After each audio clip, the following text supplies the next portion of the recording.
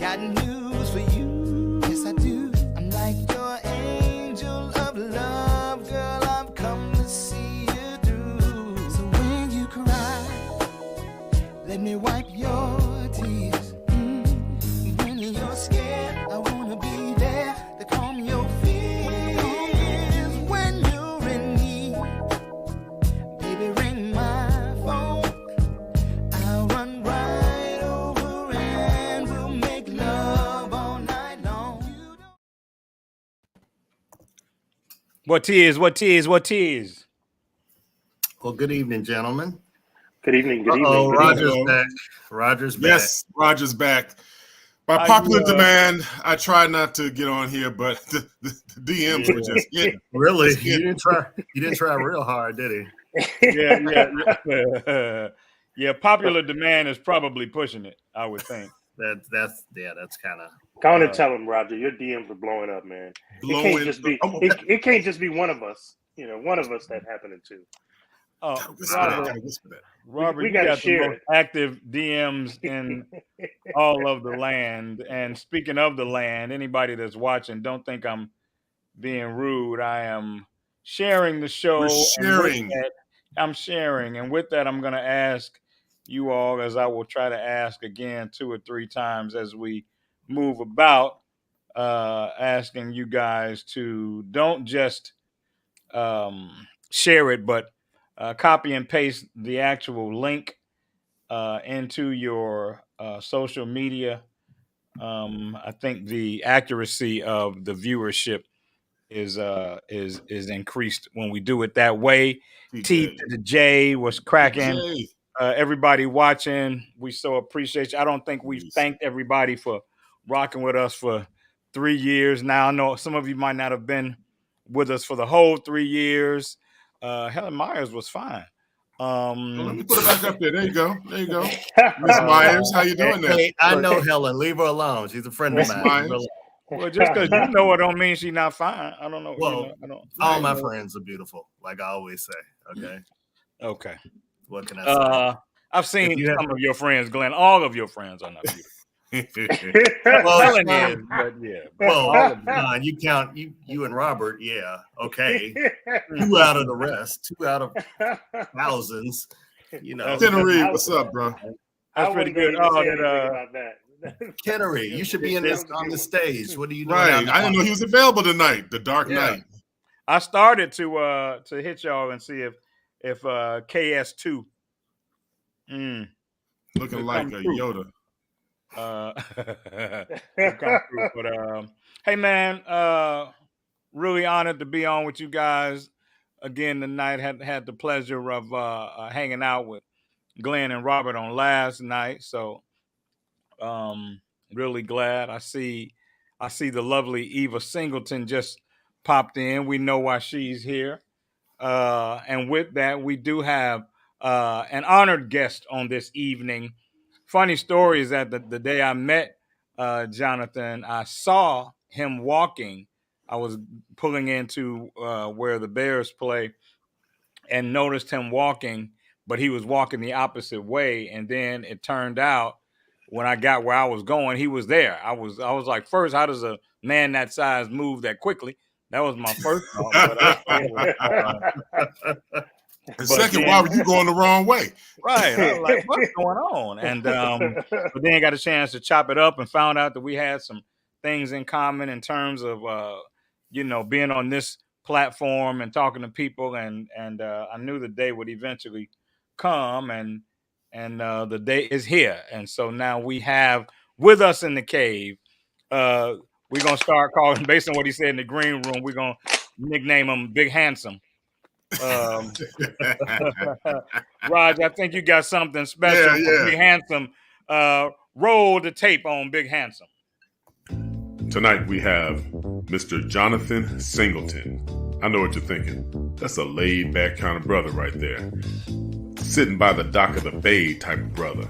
That going to the gym at 2 a.m. and working out type of brother. That you gonna learn today how to build a fence type of brother. Yeah, he's also that I love my wife type of brother. Love her so much they created a podcast together. Look at that spot. Nice and quaint, then blew it up to this. And That's working. That's professional. They even did a book together, Hoodwinked. Ladies and gentlemen, welcome to the cave, Mr. Johnathan Singlton. Oh, and Merry Christmas. Happy holiday from the Singlton. Wow, the intro was crazy. I was not expecting that. Hey, Jonathan, I can tell you, your intro is indicative of what the production team thinks of you. Yeah, exactly. Like, they don't think much of you. It's like, here, this dude, come on. I appreciate it. Thank you. Well, Jonathan, it's good to have somebody else that is a relationship expert, like I was saying in the green room, like myself, helping. Right. I've counseled Sean, Robert. I helped Mel get married. I've done a lot. It's a lot of work with these guys. And as you can see from his background, he grew up braiding hair a lot. That's what he got his info. Man, you have to have a relationship track record before you can be a relationship. My hashtag says it all. Love doctor. Well, it's a self-described hashtag. No, it's a self-proclaimed, right? Absolutely, because Dr. Seuss is about the only doctor I think you would be. Hey, man. Hey, Big Handsome. We're glad to have you on, man. Yes, sir. Shout out to you and your lovely wife, man. We had so much time with you guys back over the toward the end of the summer, man, out on the water. Absolutely. Great meeting you guys, man. And we had a lot to talk about tonight, but I'm also open, man, if other subject matter comes through. But certainly we have to, I'm gonna start with this memorial of sorts, but then I'm gonna kind of be a little mean after that. But certainly our hearts, man, go out to the family of Stephen Boss. We know him as DJ Dancer Extraordinaire Twitch. Admittedly, man, I was a huge fan of dude. I'm not really fond of the word fan, but I really dug him, man. He was one of those people that if I could sit down and have lunch with, I would want to sit down and break bread with him and just talk about his journey and how amazing I thought it was, because he's a guy, man, who definitely was kind of in the right place at the right time. Not that he was not deserving of everything that he got, but he was, I felt, divinely positioned to take advantage of all that his talents could bear, and they did just that. And he's certainly way too young to leave us. He had a lot more to give us, I think, in the world of entertainment and music and dance and everything. So, our collective hearts go out to him. And I just wanted to get that out of the way. But I do want to say, man, that anytime somebody noted, man, in our community passes away, I find it fascinating how our culture is so quick to write the narrative and write the backstory. And the truth is, we don't know what led to that. We don't know what led to it. Everybody is citing mental health. And the good thing is that, to me, every time mental health is mentioned, it's a good thing, because people are becoming a lot more accepting of the fact that, yes, even Black men need counseling and need to go to therapy and all that. But we're so comfortable with it that I think we tend to paint things with that broad mental health brush. And it might not always be applicable. And so what I'd love for us to do is wait and see, if the details of what led to his death, and if the way his death is being portrayed is indeed accurate, then I think those answers, if they are for us to learn, will come out. Until then, though, I think we do that family a disservice by pontificating, over it. We don't know if it was a mental health issue. And I personally, and this would be a good question to ask you guys, I don't think mental health has to be at the core of every alleged suicide. Some people are very clear thinking when they decide that's what they want to do, and they've weighed maybe what their life looks like going forward versus maybe some news they just got, and they make that choice. I'll give you a perfect example. That police officer a couple of years ago out in Milwaukee or Wisconsin or something, I think he had gotten sick, and gotten like a terminal illness or something. And remember, his wife conspired, but that wasn't a mental health thing. That was a well thought out, plan. So I don't think it's fair to put mental health as the label of everything like that happens, even though mental health is tragic, and that's tragic. I think that's a bit unfair. And Big Handsome, because I know you to be big, handsome, and articulate and comfortable in this particular space. You have to understand we have people on sometimes that have never been in this space. I know this space very well, so I'm going to ask you to kick that off. And you can address anything that I've said in terms of mental health, in terms of how we tend to, paint things like that with such a broad brush. Just whatever your thoughts are, I'd love to know 'em. Well, to be honest with you, this kind of hit home to me. I follow him on TikTok. So do I. Yeah. And I became familiar with him and his family from TikTok. And I was like, oh, that's a cool brother. I didn't learn later the role that he played on Ellen, because I don't watch cable like that. But just the spirit that he gave off while he was doing his videos with his family, with his wife, it was just very bright, right? And then to hear his passing and some of the accusation of it being suicide and it being attached to mental health, it hit home to me because I myself have dealt with serious bouts of depression within the last 2 years. I've been taking medication for it. I've been learning what depression even means to me as a Black man, as a father, and as a husband, because it's something I've never dealt with before. I don't know if I told you guys, but I was a government contractor for a good amount of years, and I actually deployed 4 times. The last time was in Afghanistan, and I didn't realize how much of a toll that took on me until I had an event that triggered it, and I went on a downward spiral. I had thoughts I never had, thought before. I would sink in places mentally that I could not take myself out of. And it got so bad that I told my wife, hey, I need help. And I went to the doctor, and he told me what it was, and it was PTSD, which I'm clinically diagnosed now.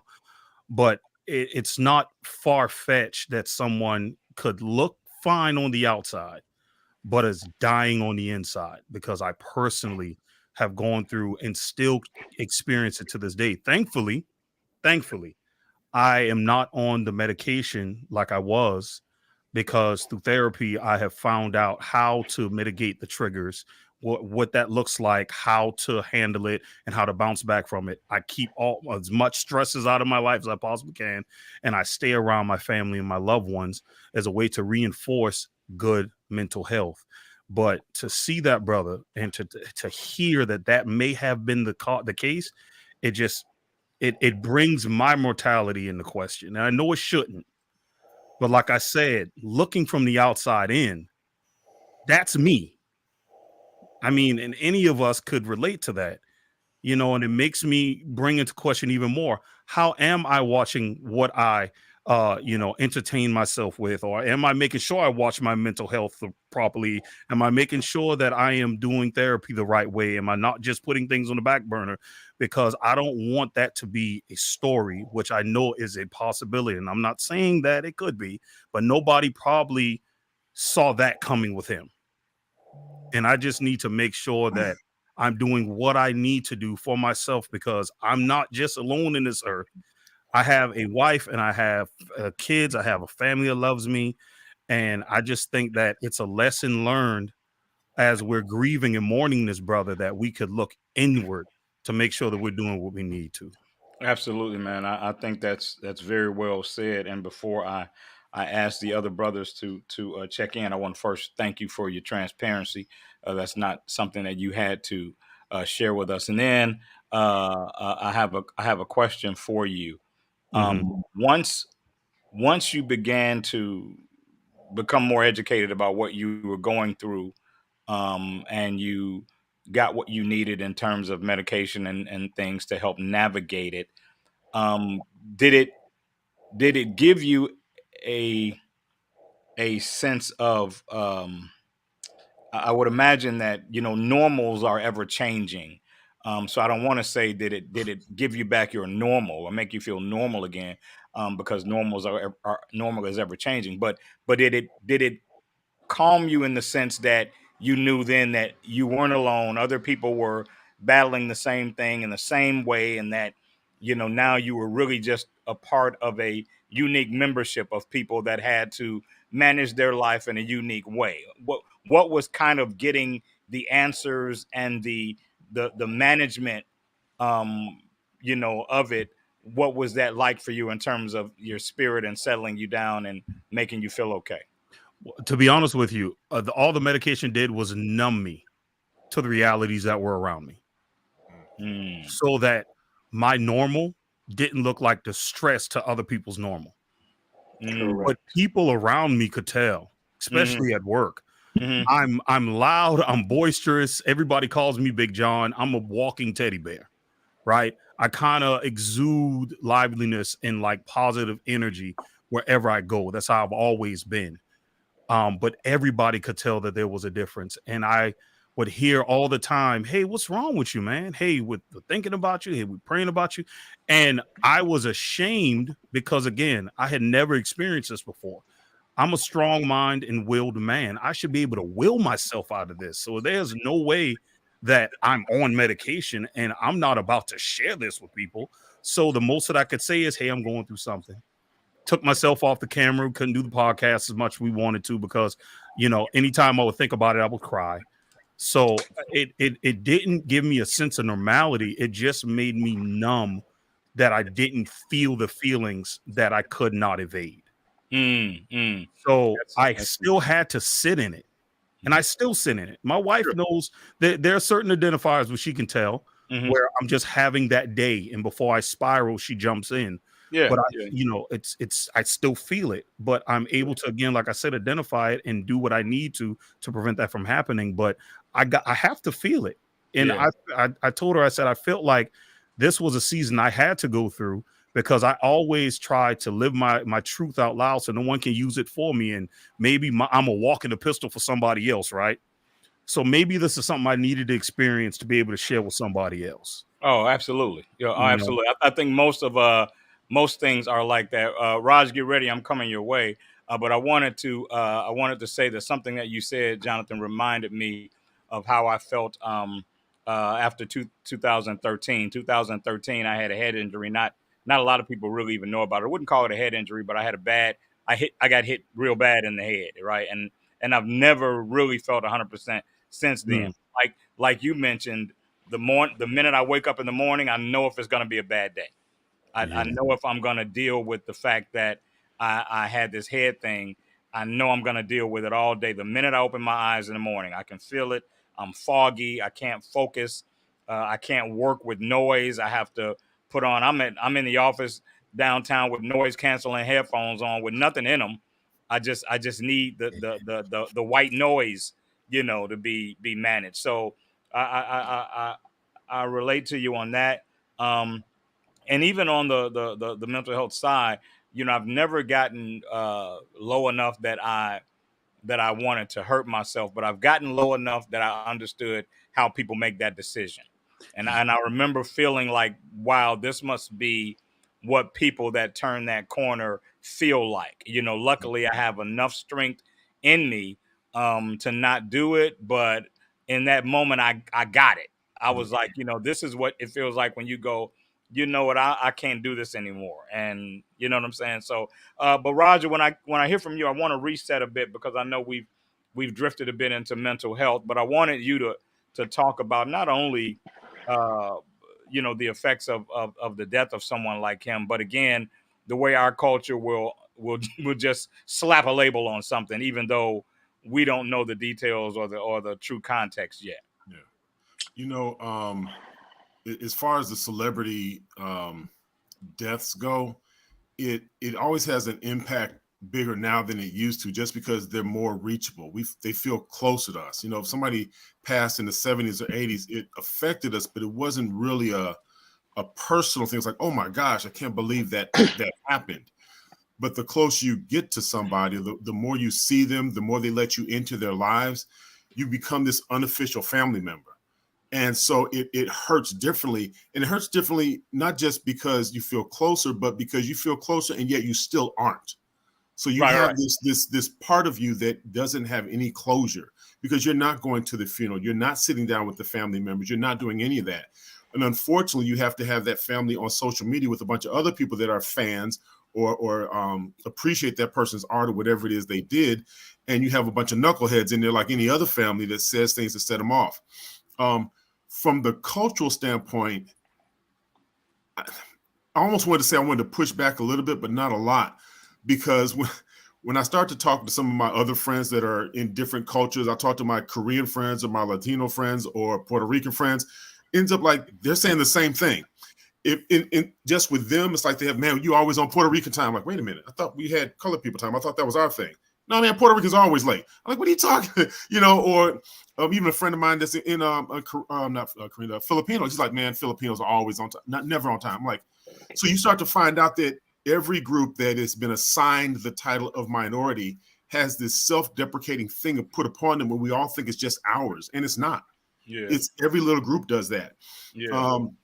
But yeah, you're right. We do try to dissect it and figure out what it is and make these assumptions, but I think it's because we feel we have to because we're not part of it. We don't know anything. And also because of social media, because we have so much access to everything right now, not having access to that is a void. And we have to fill in that void with whatever makes sense to us.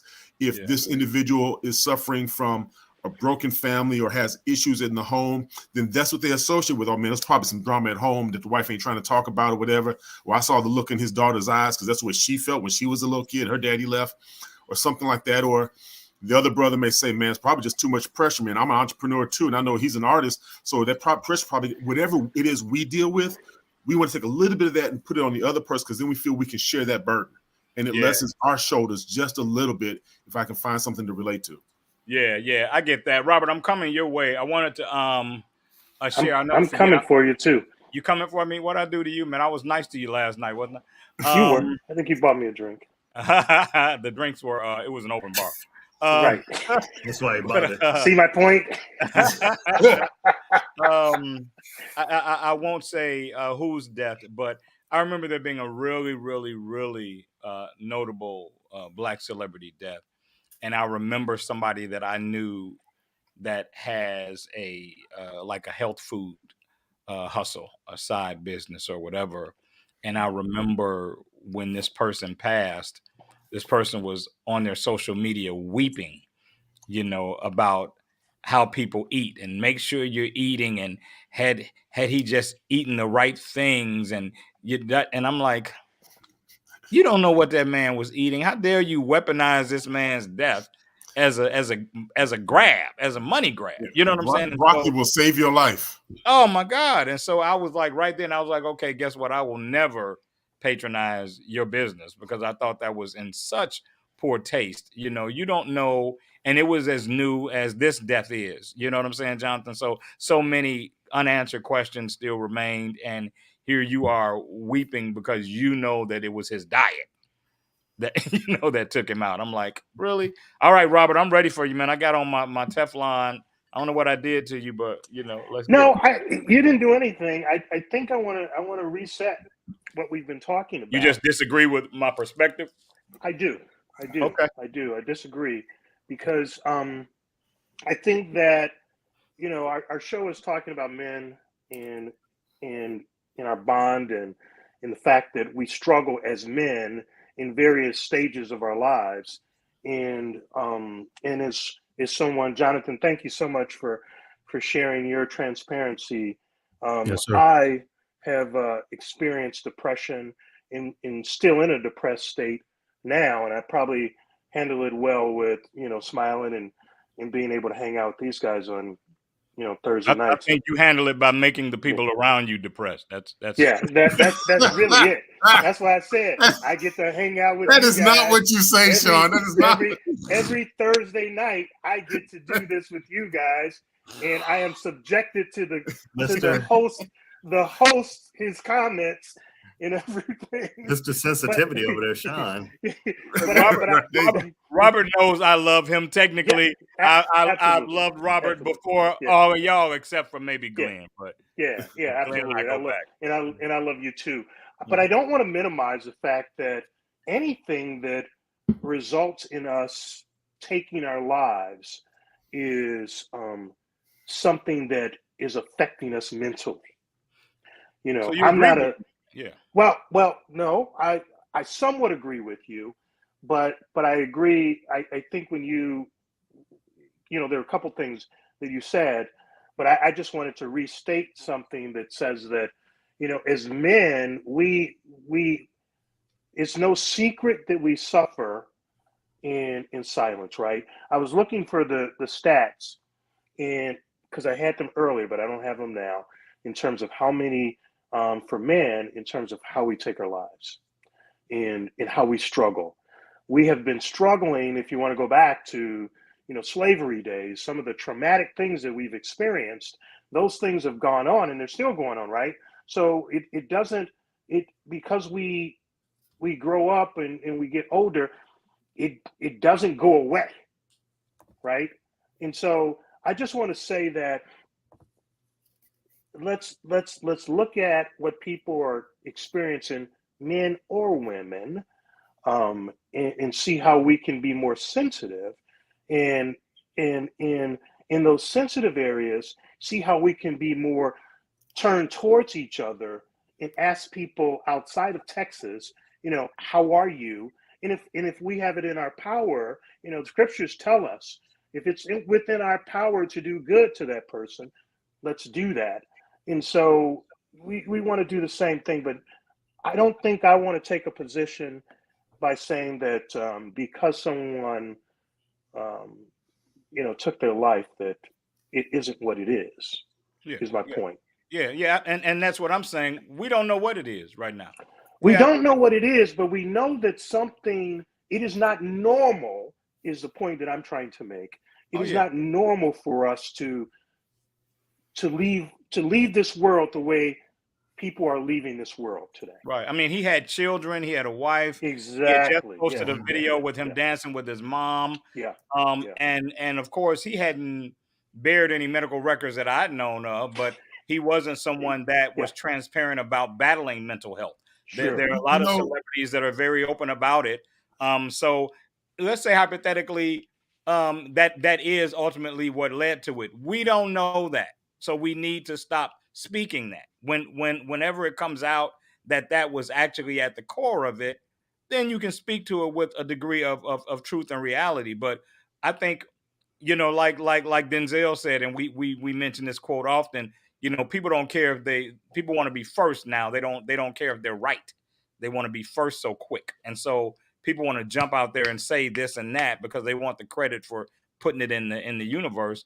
And oftentimes they're not even accurate with what they're putting out there. So, but here's what I think on that. I'm sorry. Mhm. Let me just say this one thing. That's all right. Because you mentioned the Denzel piece of it. What I think we need to do is put it out there that we need therapy.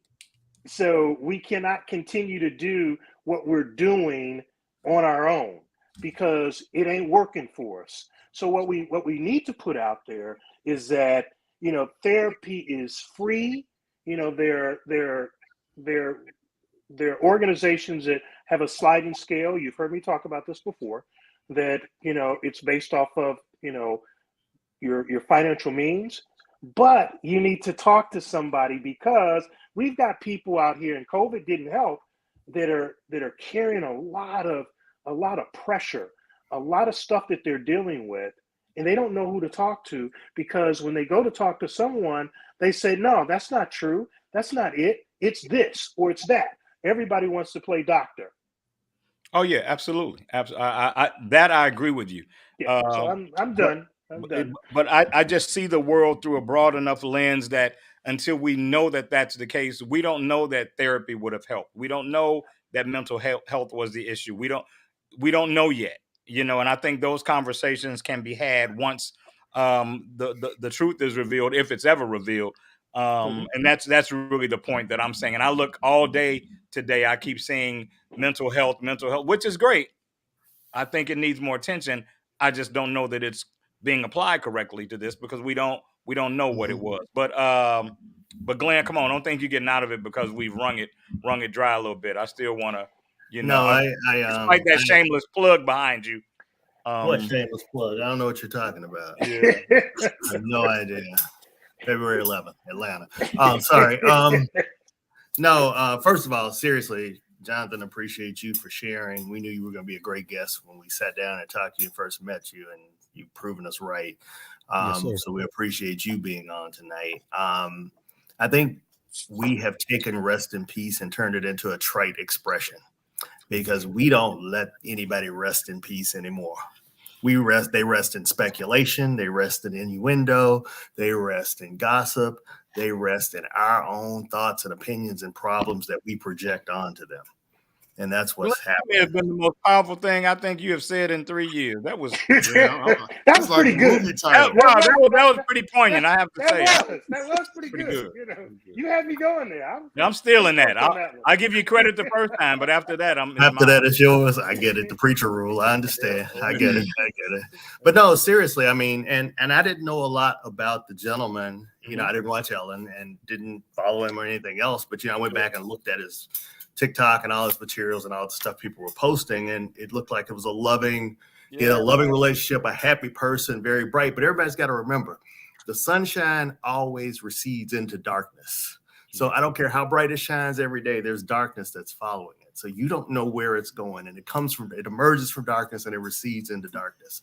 So for as bright as we shine on that stage, there he goes again. We don't know about the darkness that exists within us and within him. So we need to understand and respect people's privacies. We need to let them rest in peace. We need to stop speculating. We don't know whose relatives are out there looking at you, project how this man died, how he took his life. Can we just feel bad for a father leaving young children alone? And that's all I'm saying. Yeah. Can we just let the person rest in peace? That's all I have to say. Yeah. Can we mourn him? Yeah, can we just mourn before we start making up our about the comedian that passed? Right. And every time somebody dies, there's speculation about everything. And to Sean's point, some people use it to promote their own beliefs and their own agendas, which is sick and sad that you have to wait on a death to do that. But I feel like we just never let anything rest in peace. There's been rumors now about, he was in financial straits. Somebody just made it up and it became a viral rumor. That's what I hate about social media. And Mahershala Ali said it best. He said social media gives everybody a bullhorn and not everybody is responsible enough to handle a bullhorn. Right, exactly. You know, you can just put your thought out in the universe, and whatever fractured thinking person that vibes with you is going to take that and hand it off to the next fractured thinking person. And before you know it, it has its own momentum and you really can't stop it. You know what I'm saying? And it's pretty tragic. I wanted to go back to one other thing that the big handsome said earlier. He was talking about his experience, and he said, I should be able to will myself better. That hit home with me. It ripped through me. I just stayed still, but I understood that's the place of pressure that I try to petition our female viewership to understand that we navigate on the daily. And the reason that we feel that pressure is because not only is that the expectation, most of us have convinced ourselves that we don't deserve the help. We don't deserve the assistance. We don't deserve the moment of frailty that Johnathan spoke about. And for you, four gentlemen, and any gentleman that's watching or ladies that are watching that have a husband, I petition you to give them that freedom. Let them know they have that freedom to show their weakness, to show their vulnerability, because you've been divinely positioned to be the person that is probably the one person that can support that man through that moment. Hey, Sean, can I say something real quick? Yeah. So when he said that, I mean, I feel that way, but I've heard a lot of brothers say the same thing or something very, very similar to that that they feel like somehow they should be able to push through it for whatever. Not so much that that's just their man, but it's part of our culture, Rod. Man up, muscle through, man up. It's part of our culture. It's like just push through it. A lot of guys deal with what they say when a man gets home and he sits in that driveway for 5 minutes. Let him have those 5 minutes in that driveway. 5 minutes, 30 minutes. or when I used to come home, I would wonder why there was so many cars in the Forest Preserve, and I'm like, what are they doing over? They up to no good. There's something going on. This dude just sitting in the car. Now I understand. Because one day on the way home from work, I had a horrible day. I was like, before I walk in this house, I need a minute. And I pulled off and just sat there, opened the roof, and I'm like, now I get it. These dudes are literally giving themselves space and time before they get home to just be there. But you feel like you should be able to there's another set of expectations waiting on you that you have to meet. And you may have to sit there and convince yourself that you're equipped for the next chapter of your day. You know what I'm saying? Yeah. And I would imagine that it's even deeper if you have a house full of children and a spouse, and it's harder. It's hard when you come home to an empty house. I mean, I come home to a cat and I got to get myself together before I come upstairs. So, if you got all this other stuff waiting on you, man, I would have imagined you might need a moment, man, to hit your reset button and say, okay, I got from 7 o'clock till I lay my head down that I gotta be on. You want to come home and dump. I had to realize for a while I was coming home and dumping on my wife every single day. And to me, I was sharing. I was trying to, connect to let her know what I'm dealing with. Yeah. But the truth is, for the first couple of years I was working in corporate, every day I came home, I'm complaining. And I'm like, man, I'm just really taking all the pain and dumping it on her. And I know, I won't even say this. People hate the phrase, but I had a friend at work, and she was just a friend. But we were in the same situation. So I was able to dump a lot. Huh? No, the work wife thing. But I was able to basically dump on her. So by the time I got home, I was free and clear of all that stuff, gotten it off my chest, and I could just be Raj when I walked through the door. Yeah, I had a conversation with a buddy of mine, man, who is going through some very, very, very legitimate stuff, problems created by his ex-wife, who seems just hell-bent on making every day of his life and his relationship with his children as fractured as she can make it. And of course, his initial support system is his lady, and I pulled him to the side and I said, hey, man, she's a soldier, but don't think that that's not impacting her. If you need another outlet, I said, get in your car and come over here. I'll listen to that shit. She's not going to listen to that shit all the time because it's connected to your past and another woman. And after a while, her view could be skewed about the attention that you're giving it. So you can come dump on your man, but you don't want to, that's not something you want to make her carry because she'll become resentful, and it's just a dangerous place. Hey man, I want to switch gears, and before I do, I want to ask the viewership again to share the show. We're still building it, trying to get it to a broader audience. That's why we brought in the big handsome. We figured his big presence and big smile would get us a bigger group of people watching. Hey, looking like handsome Rob from the Italian show, the Italian Time. Handsome Rob, and you are. Hey, I saw this, man, and I saved it and wanted to talk to you guys about it. And Big Handsome, I want you to be careful. You're the only married man on the panel. I don't, Who am I? Roger. I forgot. I don't really count you. You're not usually on with us. You know what? I'm home for the show. Hey, Johnathan, that happens every week. He takes somebody out every week. Yeah, you're not part of the show unless you've been kicked out. It's like a bar. If you ain't been kicked out at least once, you ain't a member. Yeah, you're not really a member. Yeah, you're not a member. Well, here's the truth. I don't care if Roger has to sleep on the couch. Johnathan, you're a little too big to be on anybody's couch. So let me tell you something. I'll tell you the rules. 23 years of marriage, I don't sleep on nobody's couch. If you mad, you leave the room. I don't sleep on no couch. Man, I said that in my first year of marriage, brother. We 16 years in, I've never slept on the couch. Yeah, 23, never. Ever. Hey, Johnathan, I said that in my last marriage, and look what happened. Yeah, he ended up without the couch. Hey, she took the couch from him in the divorce. And he's said that in all three before that. and in the marriage before that. Yeah, right. I don't have the marriage, and quite honestly, And don't I have ain't the got couch. See, I knew it. I knew it. I Oh, knew it. man. Hey, man, I've been watching the comments, man, and the ladies are really being supportive and Love you, ladies. enjoying our Appreciate you. transparency. I think it's Thank you. probably the perfect time to piss them off because I'm about to. Here we It's go. what I do, Raj. And let I'm ready for let it. the record show the show changed. At 9:40. Yep. At 9:40, we lost our We lost crowd. The rating No off goes shot. viewership because The his viewership ass. dropped. dropping. Here comes Sean. Hey, man, is criticism for men only?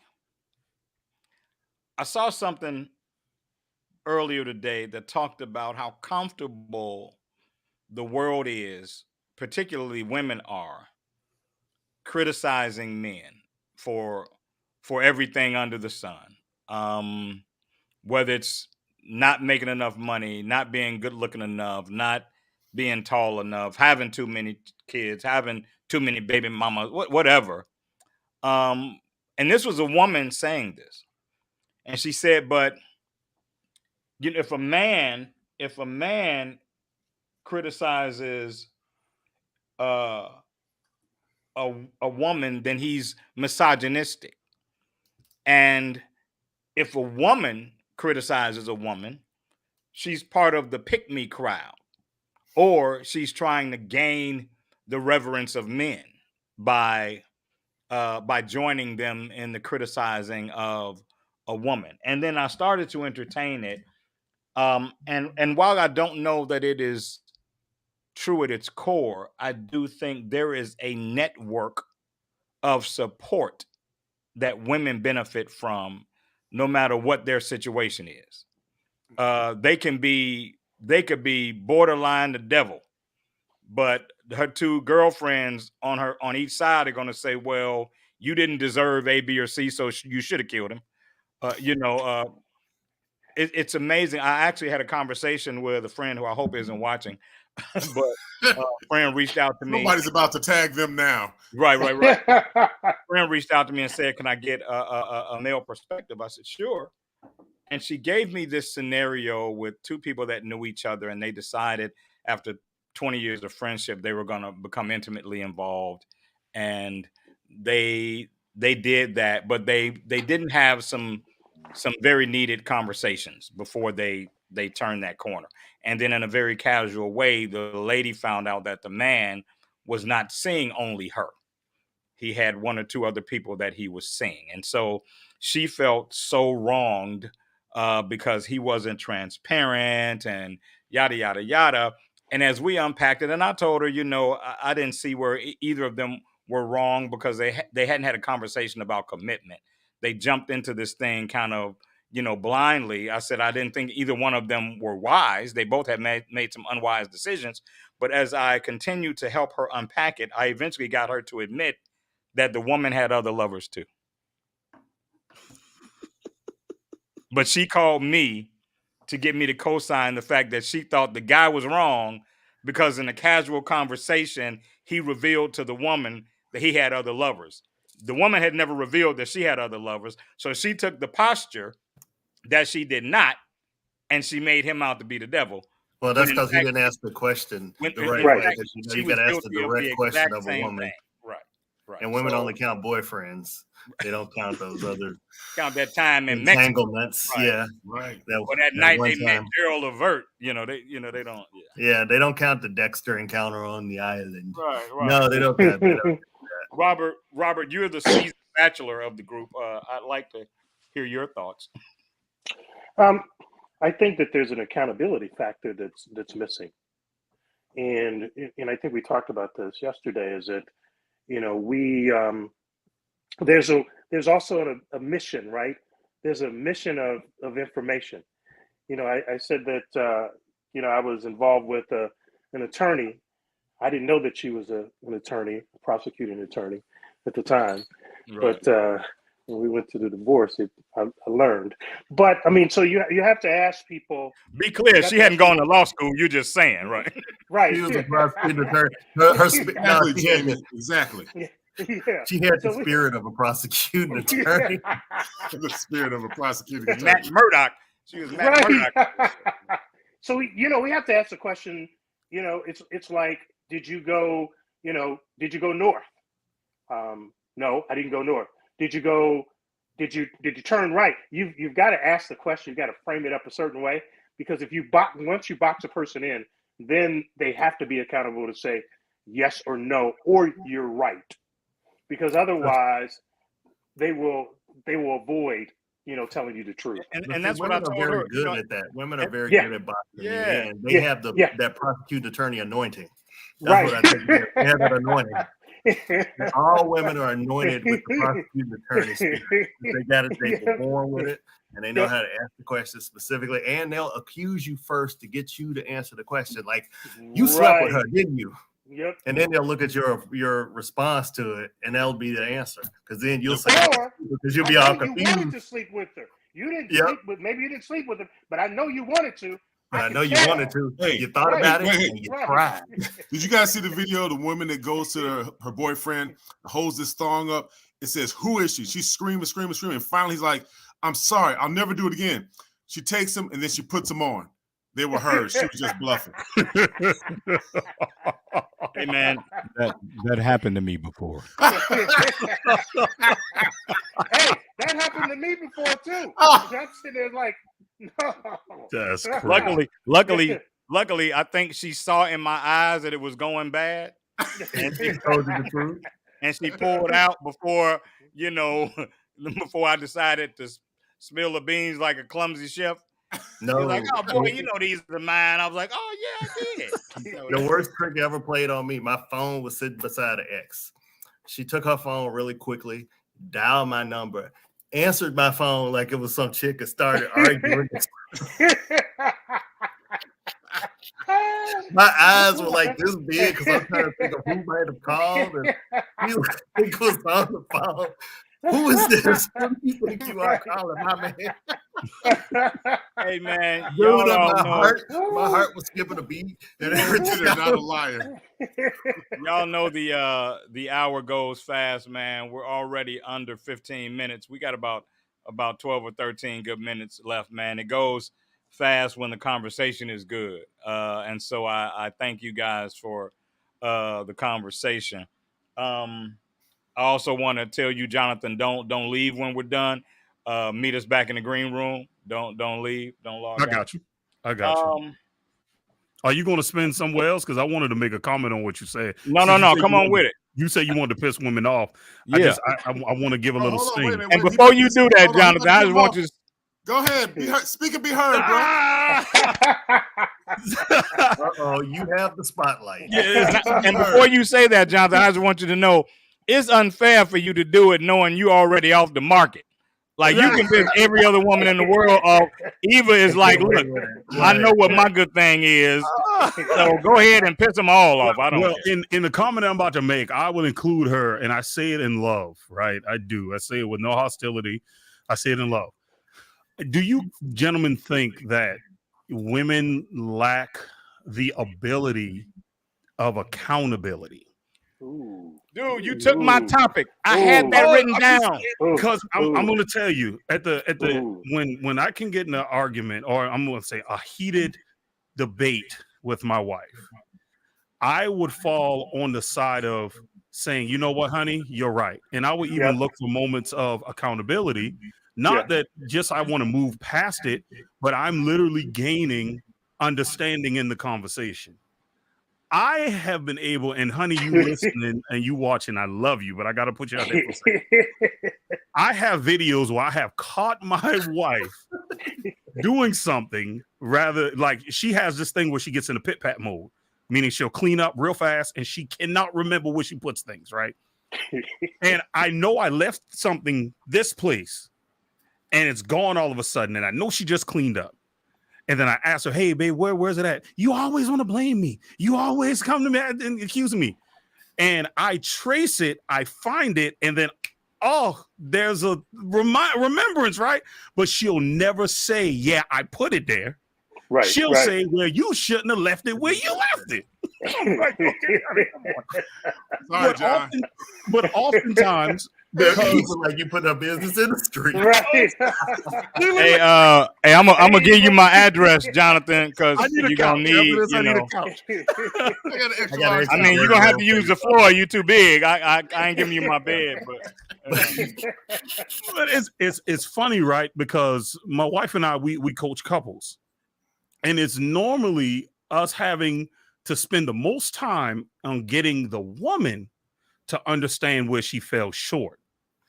So that's why I posed the question, because it's like, I mean, if you guys just had the foresight of accountability, maybe we could, get past all of that. And you having that conversation with that sister, you didn't probably have to smack her in the face and get her to, to admit, hey, I got lovers too. That's why I brought it up. I can't bear They might have missed the anointing of accountability. That's what I'm happened. glad they're gonna be mad at Lawyer Jonathan anointing. and not me. Accountability. Tonight. I'm But- used to it. Jonathan, all that is real. I tell my wife all the time that I can taste when she's not making my meal with, forget love. Love's there without a smile. Yeah, if you're not smiling when you're cooking my dinner, I can taste the difference. I From taste it. the upcoming book, Women Just Do What I Say from Roger Jackson. No. Jackson. Only if I end the sentence with "I have spoken." If I have spoken, you can stop talking. Ain't nothing else happening. It's a done deal. Why are you still? Your lips are moving, but you ain't saying nothing. Oh, boy, one of these days, That's why we Roger's keep you wife- behind the camera, Raj. That's exactly why we keep you. I'm waiting on Roger's. And this wife is to come usually what in I'm and doing put him behind in the camera. chokehold. I'm waiting on a police chokehold one day. Roger, she's gonna come in and scoop him up and drag him off the chair by his Lynn, neck. I'm just waiting. Hey, Lynn, man, that's why I took all the step stools out. She needs one to get to my neck, so we ain't gotta worry about that. hey, man, did I hear y'all say we're gonna have the first ever after party in the green rooms, or is that real or no? It was a suggestion, but then I thought twice about it, knowing how we talk in the green room. I was like, that might Lynn got scared. I ruined my reputation. Yeah. The green room is, but I will say that some of the best conversations have happened in the green room after the show. Yeah, it won't let me record it once we're done. Once it ends, it ends. So Yeah. Okay. You would have to start a whole new joint, right? yeah. Actually, Yeah. I may find a way to do it. We'll see. Hey, when Big Handsome mentioned accountability, I was actually thinking about it in a different framework. We're down to about 6 or 7 minutes now, but I want to hash it out as quickly as possible. Social media, Social media. So this is every week, Jonathan, by the way. Social media, man, to me has created an atmosphere where nobody is accountable. If like all these memes about if somebody wants to walk out your life, let them go. And I'm like, what if you deserve for him to walk out your life? What if she should have put your shit in the street? Like what?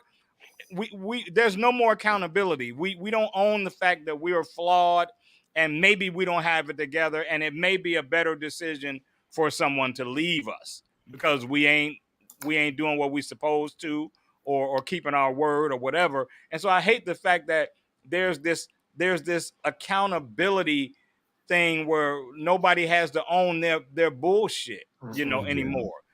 Because you can always get somebody to support you in your bullshit. Yeah. Well, that's because women have the best amen corner. They have better amen corner than evangelists sometimes. Yeah. They will ride for them. No matter what. Praise Here's the funny thing, though, Glenn. They'll tell us that we ought to check our boys that we know ain't doing the right thing. Your boys are Meanwhile, issues. they girl leaving the hotel, Right. with her side dip, and they don't feel any pressure. They don't feel any you pressure. know why? Yeah. They don't feel any pressure because he didn't buy her roses for her birthday. So Right. She deserves to do it. She's going through something. Yeah, she's going through every position in that hotel room. That's what she's moving from the bed to the she done couch. gave a new definition to downward dog, Glenn.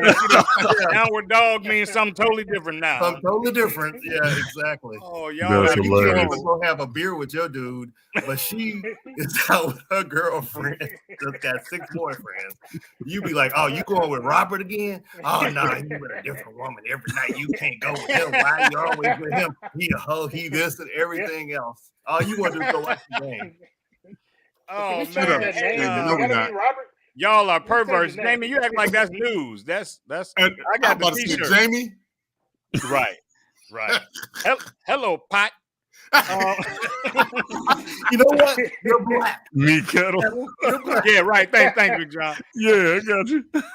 Hey, we only got a few minutes, man, and what we did not do is hash out in detail what Big Handsome does and where people can find him and Eva and what they're doing. So let's take a few minutes, man, before we get out of here and make sure that the people that have been enjoying him and wanna follow him and learn more about what he and his queen are doing, get that information. So I don't know if you have anything to put up, Raj, but if not, Johnathan, you can just kind of tell people, you know, about your stuff if you're back doing it. I know you said you kind of took a break from it or whatever. Just let Website. us know what's going on and where people can find you. Currently, you know, we're not doing it, but we have over 45 episodes that they can go and tune into. It's available on all podcasting platforms. You know, Okay. you type in the Love Life Legacy podcast and we'll come up. And ironically, in honor of my man there you go. Stephen Hill that I lost in October of You 2018. showed me that on the boat Yeah, too. yeah. Every day, man, for the last 4 years, I wear this bracelet and it says Life, Love, Legacy, which is probably why I felt so connected to you Right. that day, you know. So yeah, that's good stuff. So we talk about an array of things, mostly, you know, the dynamics between men and women. And even though we're polar opposites, how we can find the middle ground so that we can evoke better conversation and healthier relationships. So that's the heartbeat of it. We're on Facebook as well, Instagram and TikTok, the Love Life Legacy podcast. We are currently in editing for our book that we're doing. This is the old cover, but it's called Hoodwink, the Burden of Christianity. We changed the title to it. We're looking to relaunch that February of 2023. So I'm excited about that. That's going to kind of be the energy behind what I'm doing 2023 and really pushing this wholeheartedly, because this is very, very special to me, very personal to me. And it just details the time when I actually was in the church, because I'm a former preacher, and why I made the decision to leave. That can be a whole nother conversation for another. I'd love to be a part of that, man, because I'm currently what you would consider unchurched after having been heavy in the music ministry at my church for, I don't know, from 1993 till about 5 years ago. So It's funny. I was a love deacon for 15 years, Sean, and I have been in what the church I currently go to. He calls me. He says we are bootleg members, because we've been supporting and going for about maybe 7 years, but we haven't actually joined yet. I thought you was gonna say he called you backslider. Nah, he's bootleg. I wanted to give a shout out to the Glenn 220 Communications, because the editing series that I'm going through with the company, with you guys, thank you. It is amazing. So I just wanted to plug that for anybody who's watching who needs editing for your book, check them out.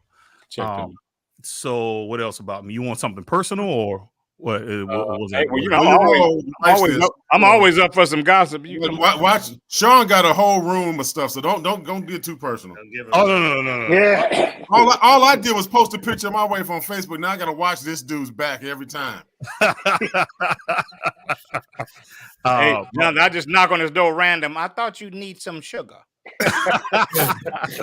Sugar. Me and my wife, we have 5 kids. That keeps us busy. Well, apparently y'all were busy anyway. You're busy before. Right? Yeah. I don't know how dirty y'all get on this show, but dirty, quite dirty. Yeah, I wouldn't be a part of it, Johnson. If I couldn't be dirty, I wouldn't be a part of it. My strong Christian upbringing won't allow me to be dirty. Yeah. I was Robert Phelps fed me those lines about the position. Hey, wait. Because Eva just dropped from the comments like, nope. That's why I gotta be careful. I know Eva just popped on and said, I'm putting this quilt on the sofa. What you about to say? It's my business out the street. Hey man, it's 10 o'clock, man. We need to get out of here, man. I've enjoyed you guys. It was as amazing as we all anticipated it being with Big Handsome in the crew with us, man. I'm already looking forward to when you'll be back with us. Shout out to you, Queen. Not every time can we say we've been exposed to your better half, but luckily Robert and Glenn and I can say that we got a chance to spend time with both of you guys, and she is as amazing as you are, and we're all better for knowing you guys, man. So everybody that's watching, we so much thank you guys for your continued support. We need to do something special, man, next week, man, as for a Christmas show. I meant to run that by you. Maybe we'll talk about that in the green room, but for next Thursday before the holiday. But until next Thursday, shout out to Mayor Rob in his absence. Until next Thursday, it's been Live from the Cave for Show. Join us, Indie TV, where you will see the talk shows, movies, drama, action, and comedy. Be the first and see it first. Sign up now for free at Indie TV.